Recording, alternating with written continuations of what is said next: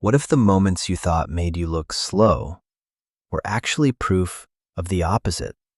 You forget words mid-sentence, even ones you use all the time. You overthink a simple text before you send it, rereading it 3 or 4 times like it's a legal document. You need silence to focus while everyone else seems fine working with noise in the background. You take longer than other people to make small decisions: what to order, what to say back, whether to hit send at all. You replay a 5-second interaction from earlier in the day, wondering if you said the wrong thing, long after everyone else has forgotten it happened. At some point, you probably filed all of that away as a flaw, proof that you're just not as quick as everyone else, proof that something is a little slower, a little more broken, in the way your mind works compared to theirs. Maybe a teacher called you distracted. Maybe a coworker joked that you think too much. Maybe you've just quietly assumed it yourself, for years, without anyone ever saying it out loud. But here's what psychologists who study cognition actually say. Some of the traits people quietly judge themselves for aren't signs of a slower mind. They're signs of a mind that's processing more than most people ever notice. The forgetting, the overthinking, the need for quiet, the replaying, these aren't malfunctions. They're often side effects of a brain doing extra work in the background, work that never shows up on the surface where anyone else can see it. What looks like hesitation from the outside is frequently a nervous system running more calculations per second than the people around you realize. So here are 10 signs psychologists say are commonly mistaken for low intelligence, and what they actually reveal about how your mind really works. Some of these might explain things about yourself you've never had a name for. Stay until the end, because the last one is the one most people misunderstand the most. The first one is overthinking simple decisions. You know the moment. Someone asks what you want for dinner, and instead of answering in 2 seconds, your brain quietly opens 10 tabs. What sounds good? What you had yesterday? What's cheaper? What the other person might actually want, even though they said anything is fine. Whether saying your real preference will sound picky. By the time you answer, the other person has already moved on, and you're left wondering why something so small took you so long. From the outside, that looks like indecision, maybe even weakness, like you can't trust your own judgment. But this is where the psychology gets interesting. Overthinking a small decision usually isn't about the decision itself. It's about your brain refusing to run just one scenario when it's capable of running 5. Every option gets quietly cross-checked against outcomes, other people's reactions, and consequences that haven't happened yet. That's not indecisiveness. That's a mind that's uncomfortable accepting the first answer just because it's the easiest one. The catch is that this kind of processing has a cost. It's exhausting, and left unchecked, it can turn a 2-second choice into a 2-minute spiral. The goal isn't to force yourself to stop thinking. That rarely works and usually just adds guilt on top of the overthinking. The goal is to give that part of your brain a boundary. Next time you catch yourself spiraling on something small, try setting an actual time limit, 60 seconds, out loud if you have to, and let yourself choose the first genuinely fine option once the time is up. You're not lowering your standards. You're just giving your mind permission to stop auditioning options it already ruled out 3 seconds in. And once you start noticing how much your brain does with something as small as dinner, you start noticing it everywhere else too, starting with the words that seem to disappear right when you need them. Habit 2. Forgetting words mid-sentence, even ones you know perfectly well. You're mid-conversation, mid-thought, and suddenly the word just isn't there. Not a rare word either. Sometimes it's something as simple as the name of a place you've been 100 times, or the word for the exact thing you're holding in your hand. You pause. You gesture vaguely. You say, you know, the thing, while the other person waits and you feel your face get a little warm. It happens fast, and it happens in front of people, which makes it feel even worse. The easy explanation is that you're just forgetful. Or worse, not as sharp as you used to be. But that's usually not what's happening. Your working memory, The part of your brain juggling everything you're actively thinking about in real time has a limited amount of space, and it fills up fast in people who are naturally tracking more than one thing at once. If part of your mind is already several steps ahead, thinking about how to phrase what comes next, or quietly monitoring how the other person is reacting, there's simply less bandwidth left to pull up that one specific word in the moment you need it. It's not that the word disappeared, it's that your attention was split across more than most people's attention usually is. The move here isn't to panic or apologize your way through it, which usually makes the moment feel bigger than it is. Instead, let yourself pause without filling the silence.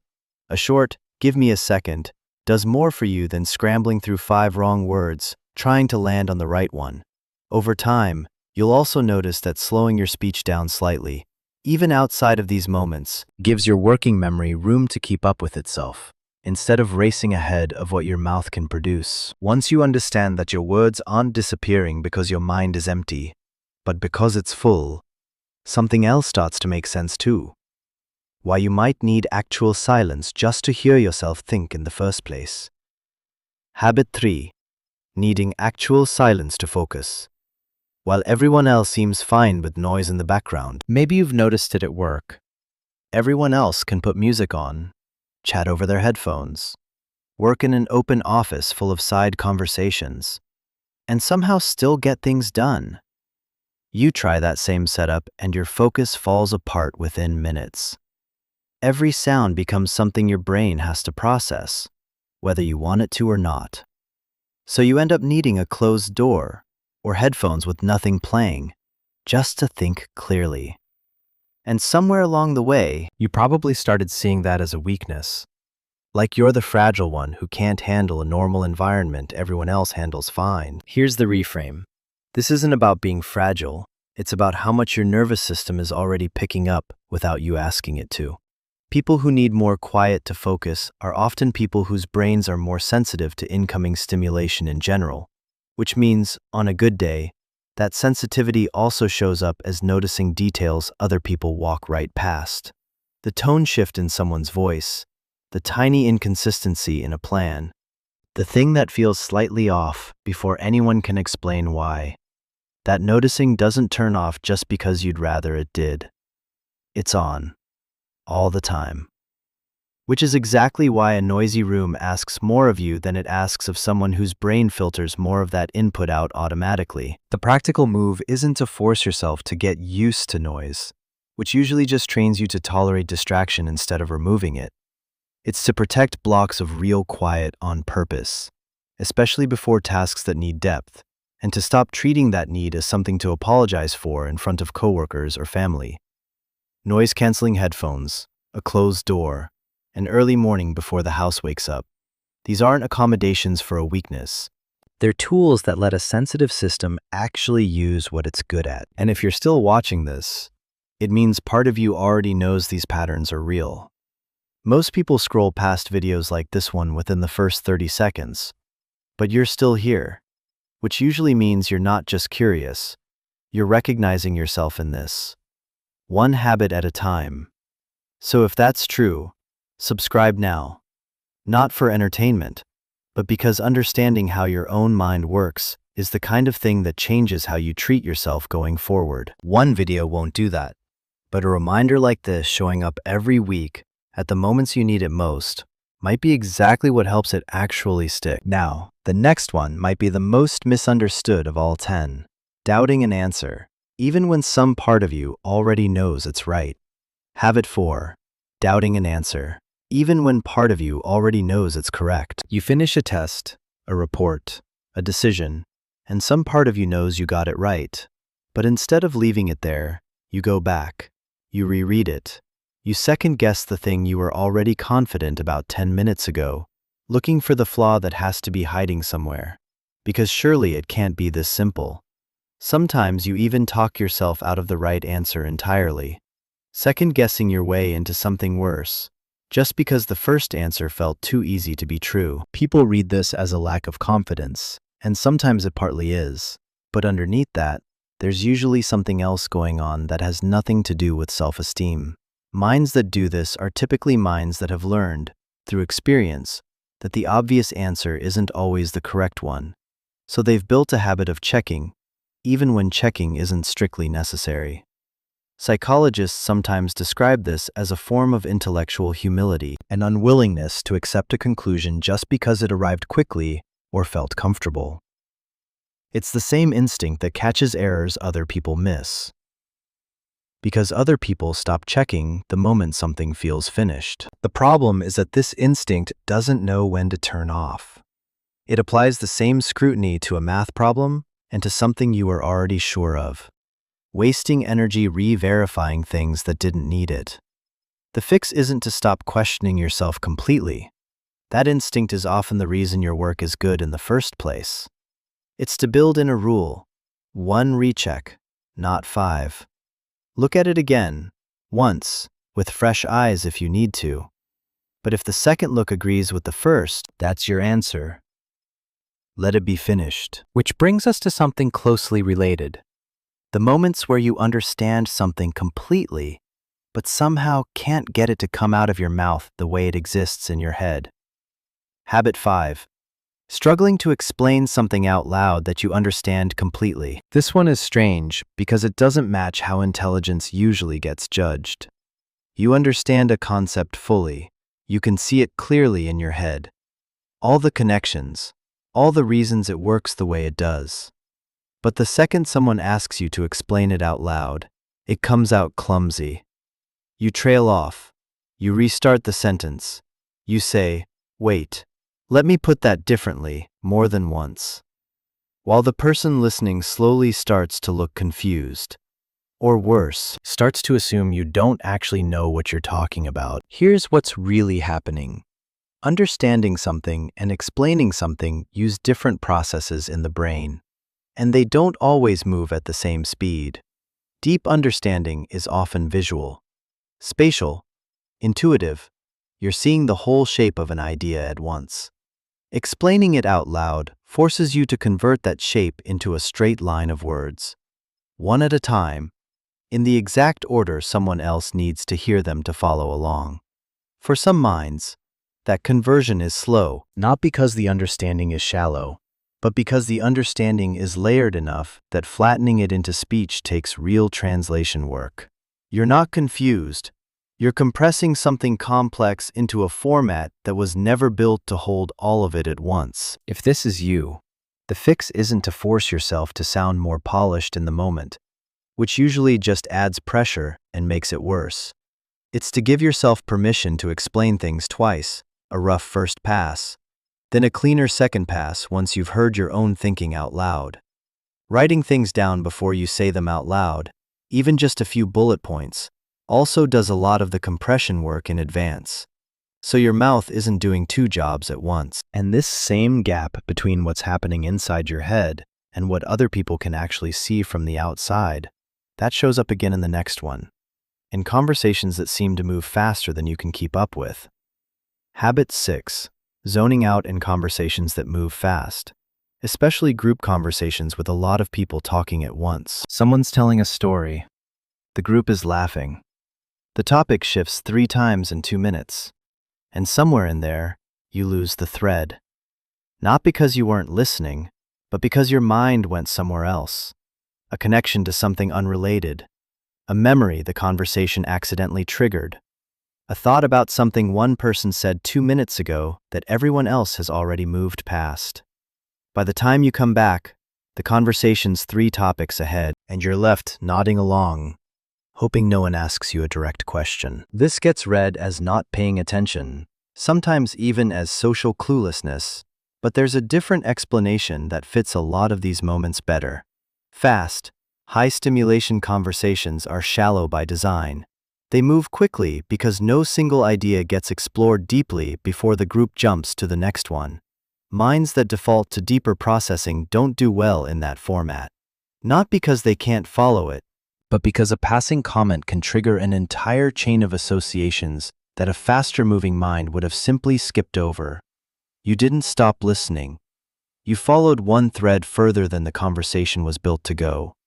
And the group left without you. This isn't something to force yourself out of by trying to pay better attention. which usually just adds anxiety on top of what's already a mismatch in pace, not a failure of focus. It helps more to accept that you might do better in smaller conversations, one-on-one or in twos and threes, where the pace naturally slows down to match how you actually think. And in bigger group settings, it's fine to circle back. Wait, going back to what you said earlier isn't a sign you weren't following. It's a sign you were following closely enough to still be thinking about it, which is worth remembering the next time someone from your childhood comes to mind. Because for a lot of people, this pattern didn't start recently. It started with being the kid who asked too many questions. Habit 7. Being called too sensitive or asking too many questions back when you were a kid. Maybe you cried more easily than other kids and got told to toughen up. Maybe you asked, "But why?" one too many times until an adult got tired of answering and told you to just accept it. Maybe you noticed when something in the room felt tense, a fight that hadn't happened yet, a mood shift in a parent's voice before anyone had said a word about it, and got told you were imagining things, or overreacting, or reading too much into it. Over time, a lot of kids like that learn to just stop asking, stop noticing out loud, stop mentioning the things they pick up on.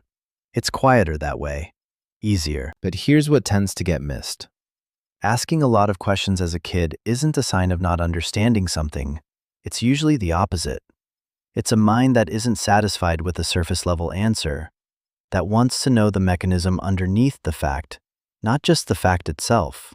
And picking up on emotional shifts before anyone names them out loud is its own kind of intelligence, the kind that reads a room instead of just the words being said in it. Both of these get punished early, not because they're flaws, but because they're inconvenient for adults who don't have the energy for a follow-up question, or who aren't ready to admit that something is wrong yet. If this was you, the pattern often continues into adulthood as a habit of holding back, not asking the question you actually have, not naming the thing you noticed, because some old version of you learned that doing that gets a sigh instead of an answer. The small shift here is just permission. The next time you notice something, or a real question forms in your head mid-conversation, let it out instead of swallowing it.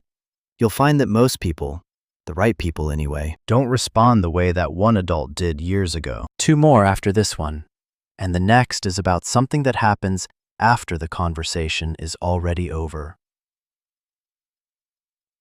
Habit 8. Replaying conversations and small mistakes at night. Long after they've happened, you're lying in bed, and out of nowhere, a moment from 3 days ago surfaces. Something you said that came out slightly wrong. A joke that didn't land the way you meant it to. A silence in a conversation that you're now convinced was awkward, even though the other person has probably forgotten it entirely by now. Your mind runs it back, sometimes more than once, sometimes with a slightly different, more embarrassing version each time. It feels less like remembering and more like being stuck. The common read on this is that you're anxious or that you're too hard on yourself, and there's truth in that. It can absolutely tip into something exhausting. But underneath the anxiety, there's a mechanism worth understanding. Your brain does a lot of its most important processing during downtime, especially at night, when there's nothing else demanding its attention. Replaying a moment isn't random. It's your mind trying to extract a lesson from it, what to say differently next time, what the other person might have meant, what pattern this fits into. The intention behind it is genuinely useful. Learning from small social moments is part of how people get better at reading others over time. The problem is that the process doesn't know when to stop once it's already learned what it needed to. If you recognize this, the goal isn't to force yourself to just stop thinking about it, which almost never works and usually makes the loop louder. It helps more to give the replay a job and a deadline. Ask yourself, once, what you'd actually do differently next time. And once you have an answer, treat the loop as complete. Writing it down for 10 seconds can do more than an hour of replaying it in your head, because it gives your brain proof that the lesson has been captured and doesn't need to keep circling back for it. 2 left now. And this next one is about something a lot of people mistake for shyness. Habit 9. Preferring to observe a group for a while before actually joining in. You walk into a party, a new team meeting, a room full of people who already know each other, and instead of jumping straight into the conversation, you hang back for a bit. You watch how people are interacting, who's close with who, what the mood in the room actually is. Before you say much of anything, other people seem to walk in and start talking immediately.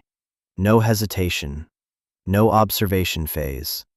And you've probably had someone label you as shy because of it, or worse, assumed you didn't have much to say. But watching before joining isn't the same thing as having nothing to contribute. It's a different strategy for the same goal. Some people gather social information by jumping in and adjusting as they go. Others gather at first, quietly, before they ever open their mouth, reading the room, figuring out the dynamics, working out where they actually fit before committing to a conversation. That second approach takes more processing, not less. It's a mind collecting data before acting on it. The same instinct that makes someone good at reading a situation accurately instead of just reacting to it fast. The cost is that this strategy can look like disengagement from the outside, even when it isn't. If this is you, it's worth knowing that you don't owe anyone an instant response the moment you walk into a room. But it also helps to give yourself a soft deadline, a few minutes to observe, then one small thing to say, even something as simple as a question about what you just noticed. That turns the observation phase into a bridge instead of a wall, so people get to see what you were actually thinking about that whole time you were quiet. Last one now, and it's the one most people misread the most, because on the surface, it looks like the opposite of having a strong mind at all. Habit 10. Changing your mind often when new information comes in. Someone points out a flaw in something you believed, or you read something that contradicts a position you held pretty firmly a week ago, and you update. You actually change your mind, sometimes visibly, in the middle of a conversation. And somewhere along the way, you've probably felt a flicker of embarrassment about that, like changing your position too easily makes you look unstable, or like you didn't really believe what you said the first time, or like a smarter person would have gotten it right from the start and stuck with it. This is maybe the most backwards of everything on this list, because in reality, the opposite is true. Holding on to a belief specifically because you already said it, even after being shown it's wrong, isn't strength of mind. Psychologists have a name for that instinct. It's closer to ego protection than intelligence.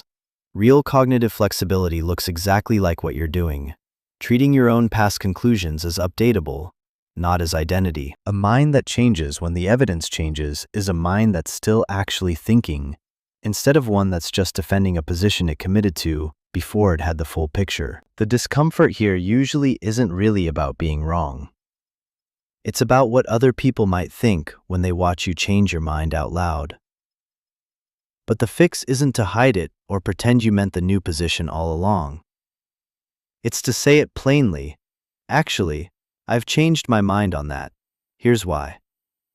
And let that be a strength you show people, instead of something you quietly do and hope no one notices. Because the people worth being around usually respect that far more than they respect stubbornness dressed up as confidence. That's all 10. And if even a few of these felt uncomfortably familiar, that's not a coincidence. Real change here isn't loud, and it isn't fast. You're not going to finish this video and suddenly see yourself differently overnight. What actually happens is quieter than that. It's the next time you catch yourself overthinking dinner, and instead of spiraling into shame about it, some small part of you remembers this video and thinks, "Oh, that's just how my mind works." Not what's wrong with it. It's the next time you forget a word mid-sentence in front of someone, and instead of your face going red with embarrassment, you just pause, unbothered, because you understand now what's actually happening underneath it. None of these 10 things needed fixing in the first place. That was never really the point of this list. The point was to give you a different way of reading patterns you've probably been quietly judging yourself for years, sometimes without even realizing you were doing it. You don't need to prove you're intelligent to anyone. including yourself.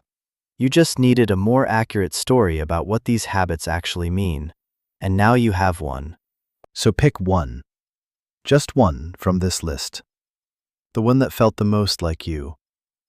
And the next time it shows up, try saying the reframe out loud in your head, instead of the old judgment you've been running on autopilot for years. If this helped you see your own mind a little more clearly, subscribe, not because this channel needs the number, but because understanding yourself accurately is the kind of thing that quietly changes how you move through the rest of your life. And if there's someone in your life who's spent years assuming they're just not that smart, send them this. It might be the first time anyone's ever told them the opposite, and actually meant it.